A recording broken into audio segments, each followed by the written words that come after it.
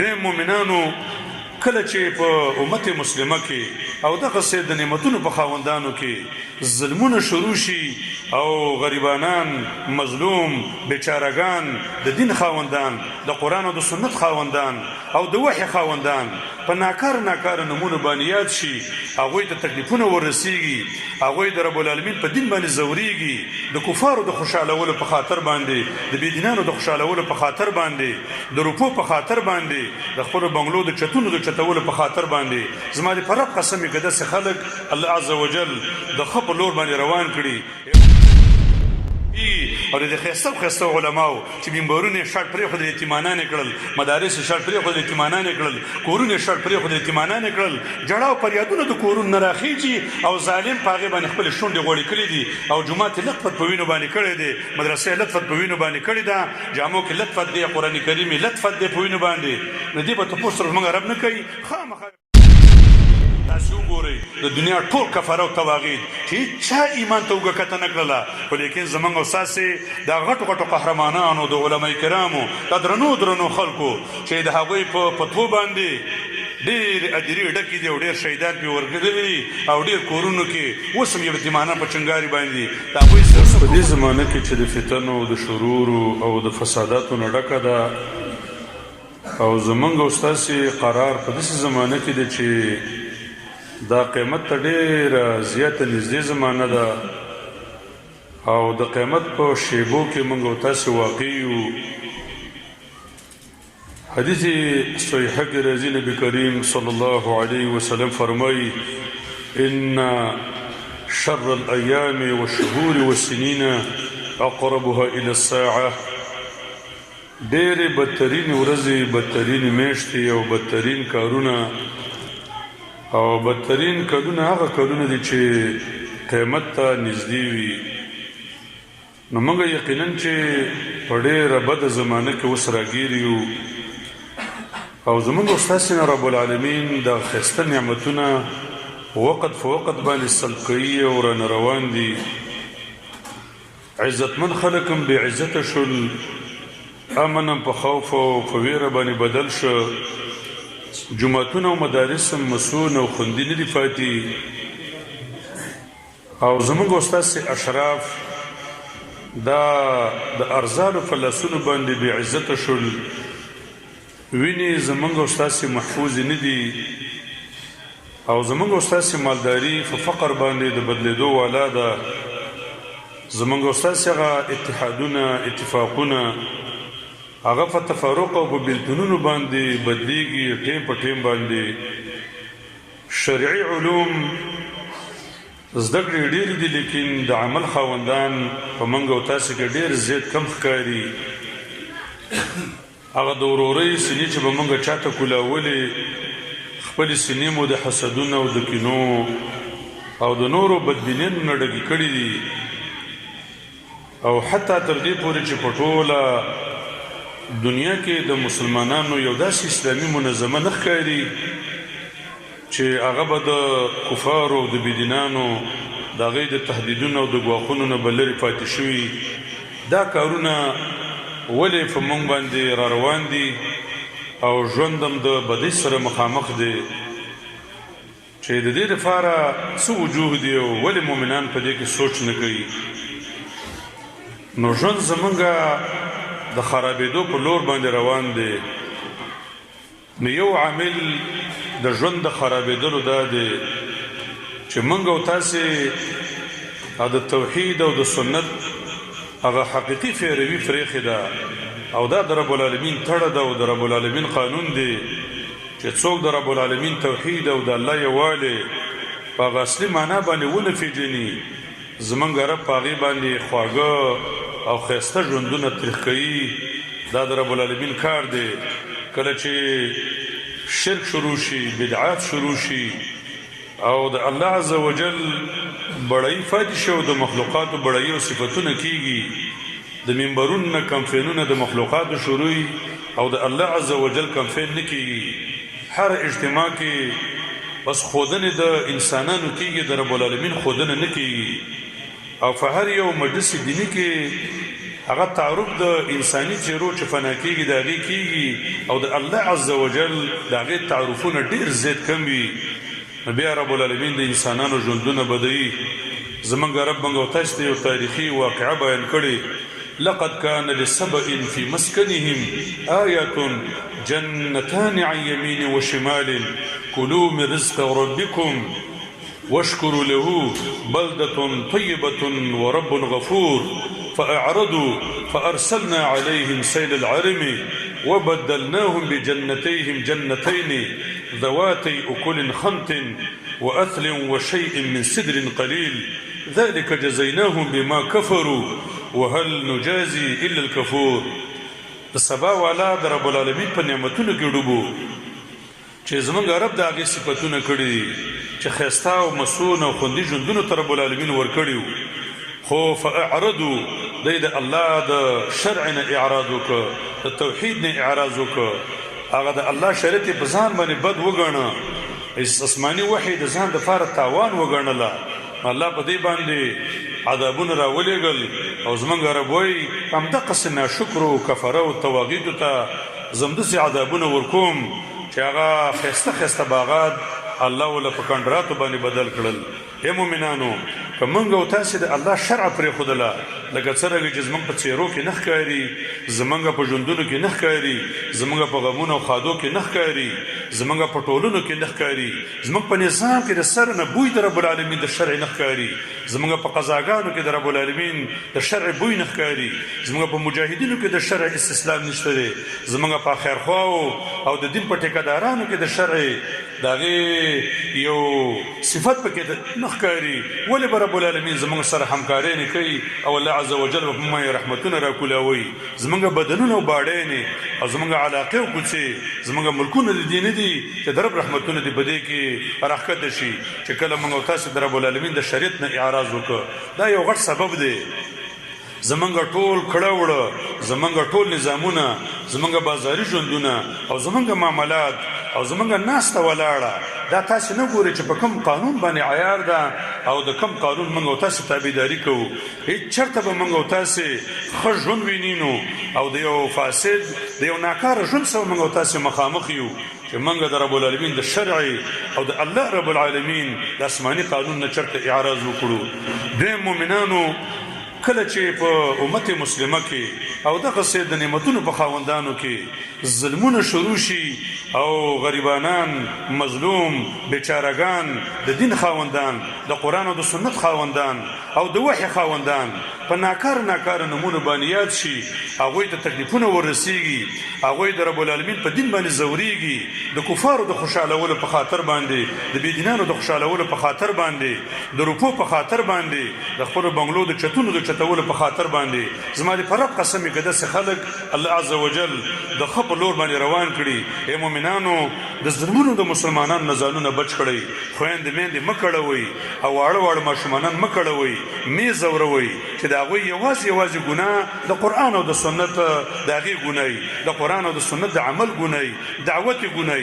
ظالم سړی والله العظیم د هغه ژوند الله عز وجل تنګوي الله ظالمانو ته ډېر لږ مهلت ورکوي په دې مخ د ځمکه باندې الله ظالمان به نه پرېږدي ولې د الله رب العالمین د نعمتونو ناشکري کوئ او دا ښایسته ښایسته ژوندونه په بدو ژوندونو باندې د خپل ناکاره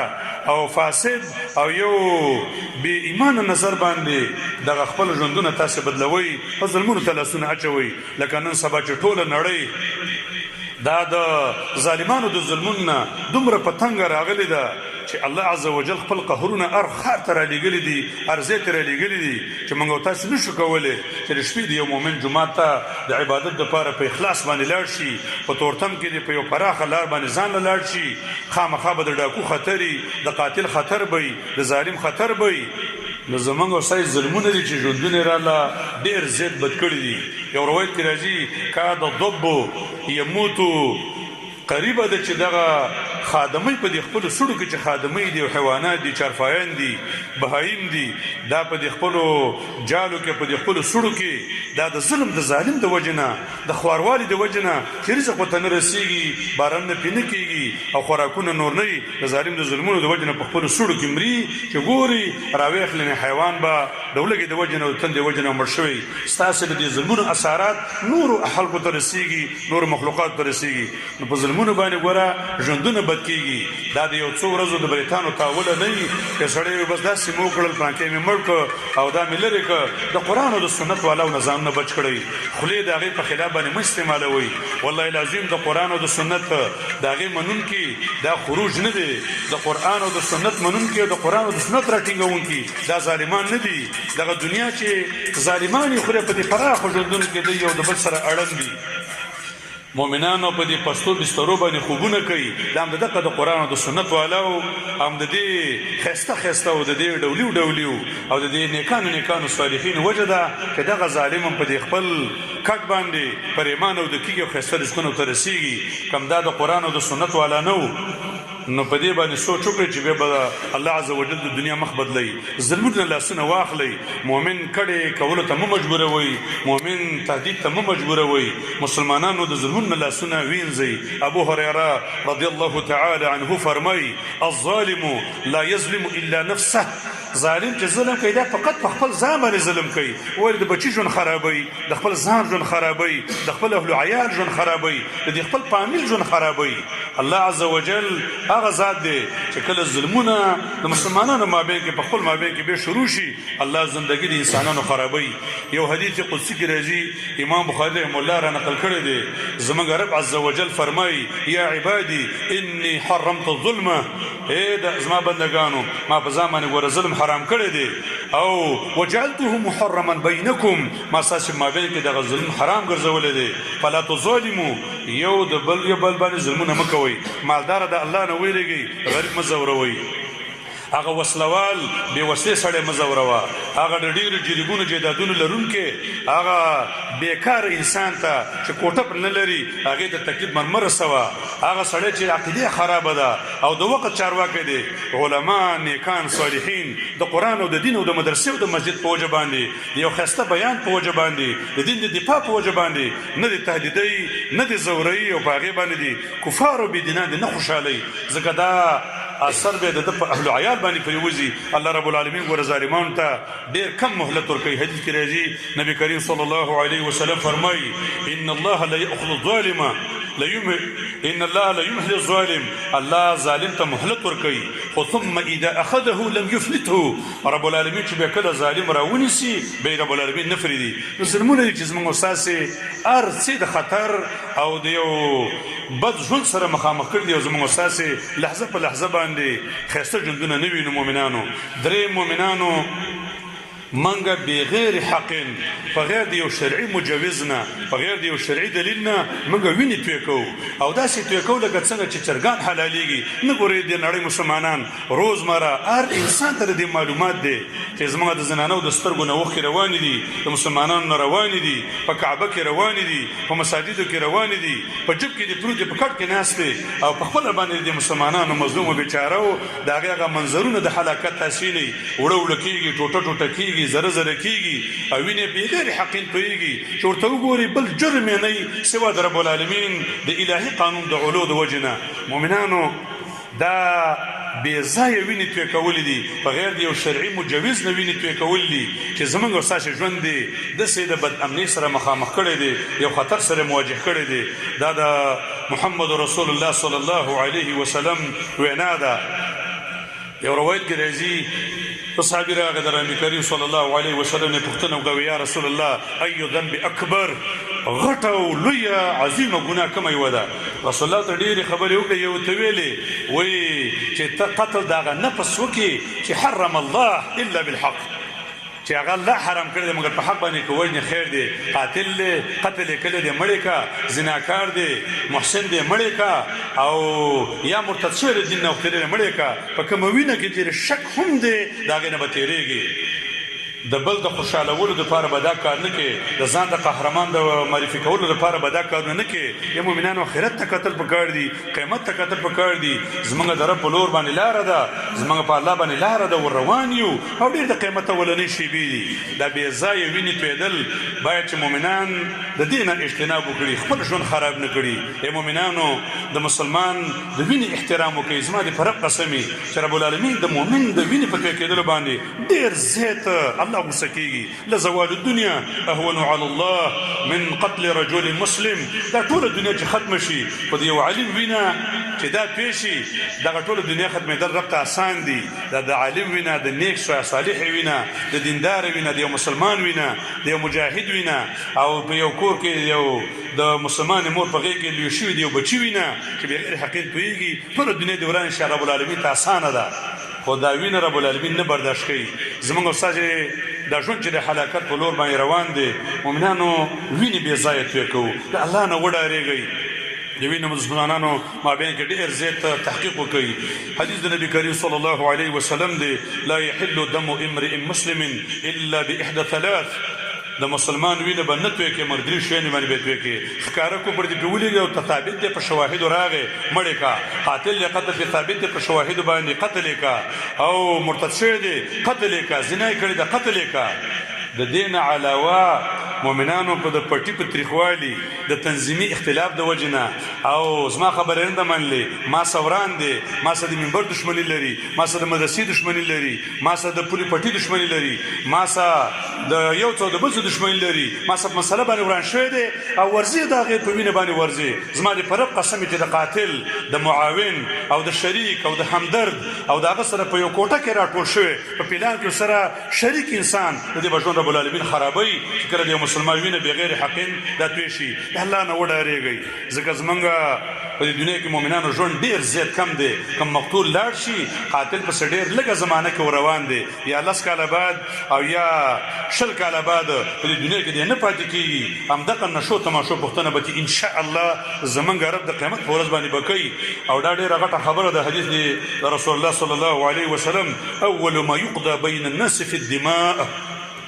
اولنې فیصله چې رب العالمین حاکم د انسانانو جوړیږي دا به د وینې په باره کې چې د انبیاو د وینې پوښتنې به کېږي، د صحابه کرامو د وینې پوښتنې به کېږي، او د ښایسته علماو چې منبرونه یې شاړ پرېښودل یتیمانان یې کړل، مدارس یې شاړ پرېښودل یتیمانان یې کړل، کورونه یې شاړ پرېښودل یتیمانان یې کړل. جړا او فریادونه د کورونو نه راخېږي او ظالم په هغې باندې خپلې شونډې غوړې کړې دي او جومات یې لطفت په وینو باندې کړی دی، مدرسه یې لطفت په وینو باندې کړې ده، جامو کې لطفت دی، قرآن کریم یې لطفت دی په وینو باندې.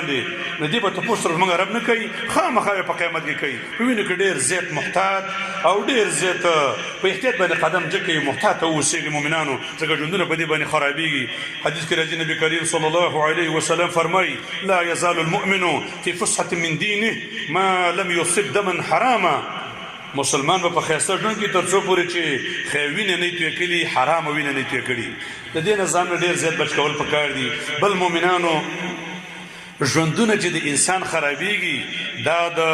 کفارو، د بېدینانو او د الله د دشمنانو د هغې په دوستۍ باندې چې انسانانو کې دومره غیرت ختم شي چې په دین غیرت نه کوي، په نبي باندې غیرت نه کوي او د الله د دشمنانو سره ناسته ولاړئ او رب منګویني کانډر کې د هغه اوسېږو، خرو د هغه او سکو د هغه، ژوند د هغه را راکلی دی، د مور د ګېډ نه هغې رایستلي، د دې نطفې نه هغه دې اندازې ته راورسولو او ستا دغه من سر دی یو ښایسته باډي د رب العالمین درکړې ده. اما قدر رب العالمین د دشمن سره تاویږي را تاویږي. نو خپل سوچ وکړئ چې ستا د دشمن سره هسې څوک په لاره ځي، د هغه سره ته خبرې نه کې، اخطار ورته ورکې، جوابونه ورته لیږي، سړی مې دشمن دی او تا سره ناسته فاسته لري، ګوره د سره به نه ګرځي. نو زمونږ رب چې هغه د دې ټولې دنیا او د کائناتو خالق دی او د هغې مالک دی، متصرف دی، او موږ او تاسې ییني زموږ صوفي صاحب ییني چې د الله دشمن سره روان دی، په لاره باندې په ګاډي کې سره روان دی، مشورو کې سره شریک دی، قدر او عزت ورله کوي. موږ ته به الله څه مهلت راکړي او څنګه به موږ د یو ښایسته ژوند په لور باندې روان شو. مؤمنان هم دا شیان دي،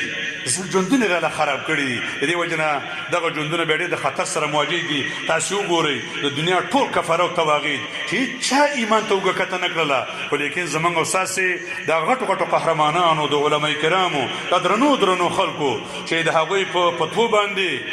ډېر ادیرې ډکې دي او ډېر شهیدان پې ورکړلي او ډېر کورونو کې اوس هم یتیمانان په چنګاري باندې د هغوی سرونه کفر ته ټیټ شوي دي بېدینۍ ته ټیټ شوي دي او د هغې په موالات کې ډوب دي.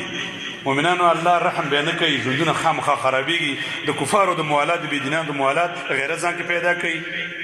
الله د دشمن نه ځان وساتئ، د نبي د دشمن نه ځان وساتئ، د مسلمان د دشمن نه ځان وساتئ، د مسلمان د عزت او د ناموس لوټ کوونکي د هغې د دوستۍ نه ځان بچ کړئ چې ژوندونه هم ښه شي.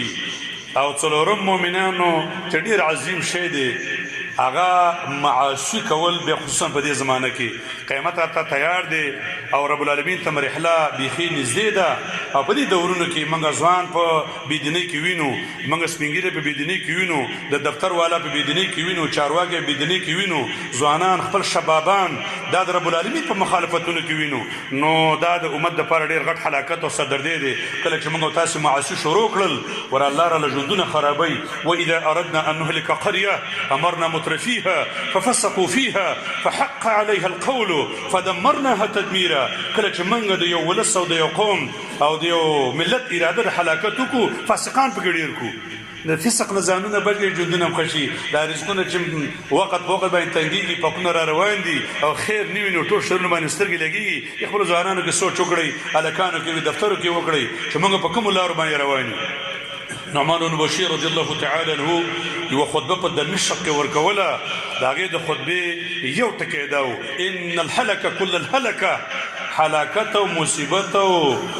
درد، لوی درد دا دی چې ان تعمل السیئات فی زمن الفتن،